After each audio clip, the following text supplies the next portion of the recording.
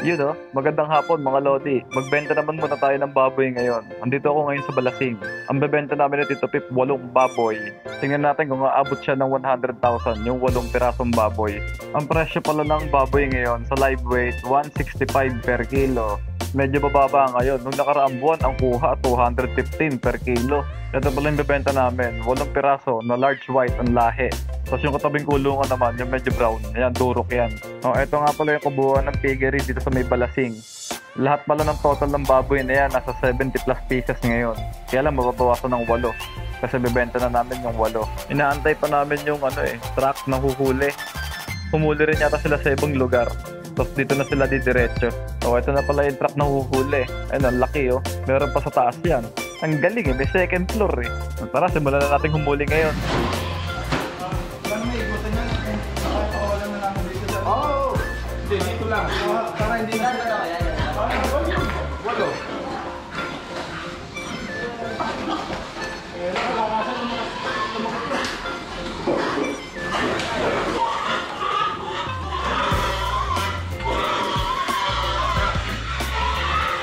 Kaya nga ito kasi kung walang laman eh, dito tayo dito tayo. Ha? Kung walang laman. Oo nga eh. Isa, kumalik. Ay sige, okay lang po yan.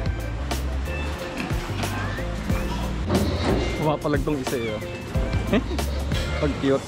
So,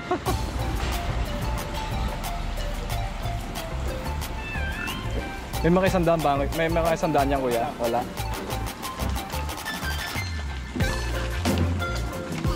Ba, makakara tong isa na to ah.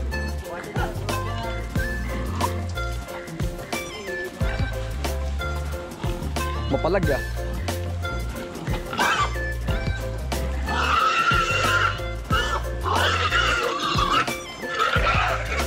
Lakas pumalo ah.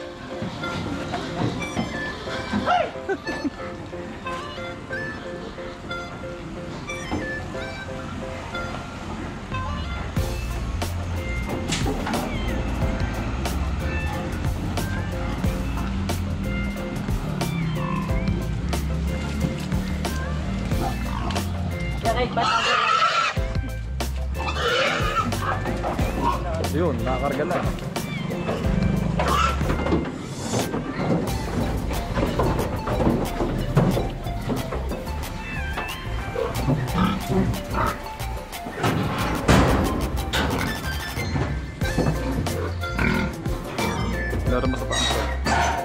Ayun, nakarga na yung 8 baboy. Kami naman ng buyer, diretso na kami ng Katmon. Magtitimbang kami doon. Doon kasi yung timbangan eh. Sila Tito Pip, tsaka si Manuel susunod. Kami naman, nauna na kami ng buyer. Umangkas na lang ako sa tricycle, di na ako nagmotor. Sinusundan na lang namin yung truck. So, ito na yung timbangan. Tito Pip, tsaka si Manuel oh. Hindi.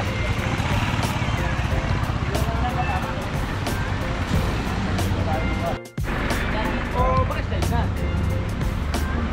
Mapu. Hindi naman.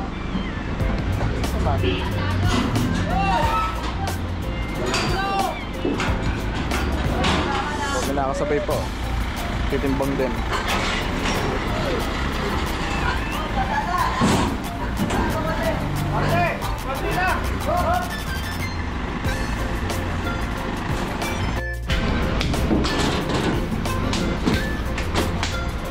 Titimbangan na yan dito. Sa titimbangan.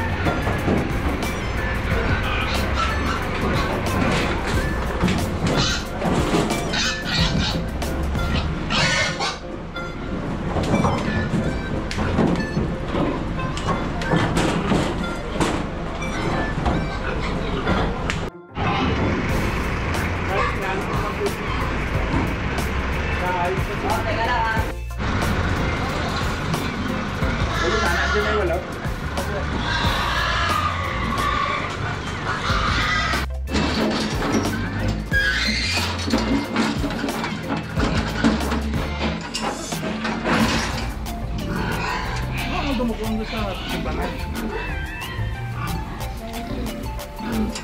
90. 90 o 90.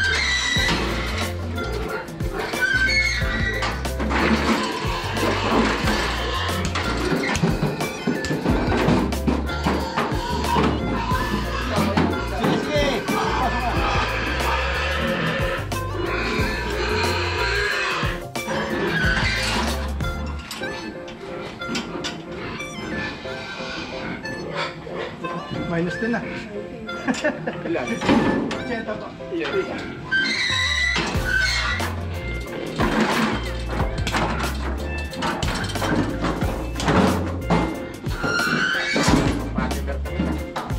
Oh, ito na pala yung listahan ng mga kilo ng baboy.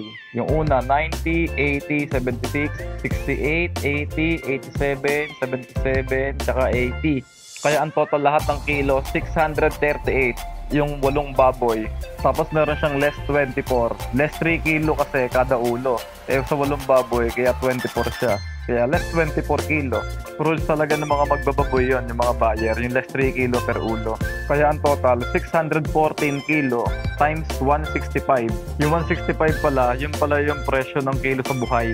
Kaya ang naging total ng benta, 101,310. Medyo maliit yung benta ng baboy namin ngayon. Paano? Hindi siya nakapag-finisher. Kumbaga sa program ng pagkain. Antayin niyo yung susunod naming benta, yung sa katapusan ng October. Yun, medyo malalaki yung baboy na yun. Kaya medyo maganda presyo nun. Hindi ko na pala pinakita yung bahay na kinuha namin ng pera. Mahirap na kasi baka matiktikan pa. Nilan ako uwi. Naglobat ako eh. Ginabi na kami ng uwi. O siya, see ya, next video.